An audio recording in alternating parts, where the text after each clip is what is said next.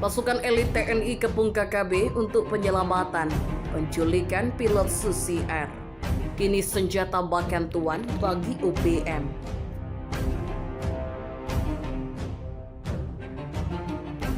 Penculikan pilot Susi Air, senjata makan tuan bagi UPM. Kompas.com. Pilot Susi Air berkebangsaan Selandia Baru, Kapten Philips, menjadi korban penyanderaan dari kelompok Tentara Pembebasan Nasional Papua Barat Organisasi Papua Merdeka (TPNPB) UPM di hutan Duga, Papua.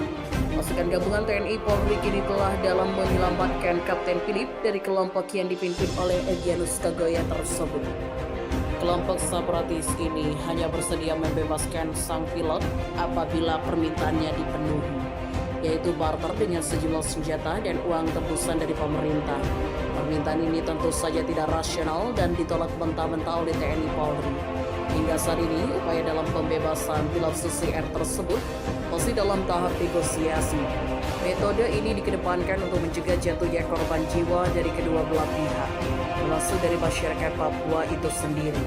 Cara-cara kekerasan dan penindakan dengan menggunakan senjata sudah patutnya menjadi last resort dalam setiap konflik. TNI Polri tentunya bersiap apabila langkah-langkah negosiasi ini gagal. Juru bicara UPM juga menyebut bahwa kelompok mereka siap menghadapi TNI Polri apabila hal-hal yang menjadi permintaan mereka tidak digubris pemerintah.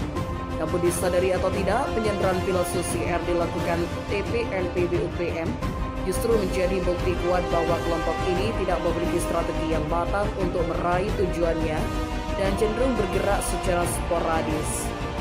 Aksi penyanderaan ini seakan menjadi senjata makan tuan bila dikaitkan dengan salah satu tujuan politiknya dalam menarik dukungan lebih dari komunitas internasional. Mengapa demikian? Setidaknya saat ini terdapat 9 negara yang diketahui mendukung gerakan UPM, yaitu Selandia Baru, Inggris, Australia, dan lain sebagainya. 2 pekan sejak Kapten Philips disandra oleh UPM, juru bicara Kementerian Luar Negeri RI Tengku mengkonfirmasi bahwa pihak Kementerian Pemerintah Selandia Baru telah mengirimkan perwakilan ke Timika, Papua untuk memantau perkembangan kondisi pilot Susi Air tersebut. Perwakilan tersebut terdiri atas bisa 3 diplomat Selandia Baru, yaitu Wakil Kepala Misi Diplomatik Selandia Baru ASEAN, Brendan. Selain itu, mereka juga didampingi staf Kementerian Luar Negeri, Dionysius Elvan. Berkembangnya kasus penyanderaan ini menjadi urusan diplomatik berpotensi menghasilkan presiden dan narasi yang buruk bagi UPM di mata negara pendukungnya, khususnya Selandia Baru. Hal ini tentunya masih angin segar bagi Indonesia dalam membuka mata dunia terkait tindakan UPM yang justru mengancam keselamatan masyarakat, tak peduli apapun latar belakangnya. Selain itu, Presiden sementara Persatuan Gerakan Pembebasan Papua Barat, Benny Wenda, justru menjadi sorotan setelah pernyataannya tidak mendukung gerakan penyanderaan yang dilakukan UPM terhadap pilot Susi Air tersebut. Ketidakpaduan gerakan separatis ini juga dapat diamati dari banyaknya faksi-faksi dari UPM yang meskipun arah perjuangannya sama, akan tetapi berbeda dalam hal pendekatan yang dilakukan. Benny Wenda diketahui sebagai salah satu tokoh yang sangat memperjuangkan kemerdekaan bagi Papua Barat melalui metode diplomatis, seperti melakukan seruan-seruan kepada dunia internasional akan isu HAM Papua. Akan tetapi selain perjuangan melalui jalur diplomatik dan propaganda media, gerakan pembebasan Papua Barat diketahui memiliki beberapa sayap kelompok militer yang dipimpin oleh panglima yang berbeda-beda. Ia bahkan menyebut bahwa Damianus Yogi, Panglima West Papua Army, telah melakukan manipulasi dokumen yang menjadi dasar arah perjuangan mereka. Hal ini seakan menegaskan bahwa sesungguhnya gerakan perjuangan UPM tidaklah sentralitis dan bahkan terkesan egosentris.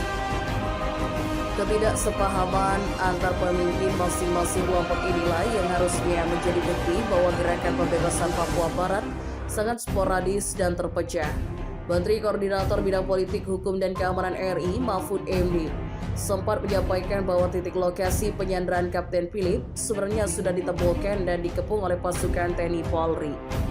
Permohonan didasarkan atas kekhawatiran pemerintah Selandia Baru pada keselamatan jiwa pilot tersebut. Sudah seharusnya pemerintah dapat menggunakan momen penyandaran ini dengan tentunya tambahan justifikasi yang tepat. Selain itu, cara-cara OPM dalam melakukan tindakan kekerasan terhadap masyarakat serta terus digaungkan agar menutup celah bagi gerakan ini untuk mengembangkan narasi dan mencari dukungan yang lebih luas di dunia internasional. Merasakan manfaat dari pembangunan yang dilakukan baik oleh pemerintah pusat maupun daerah di wilayah timur Indonesia tersebut.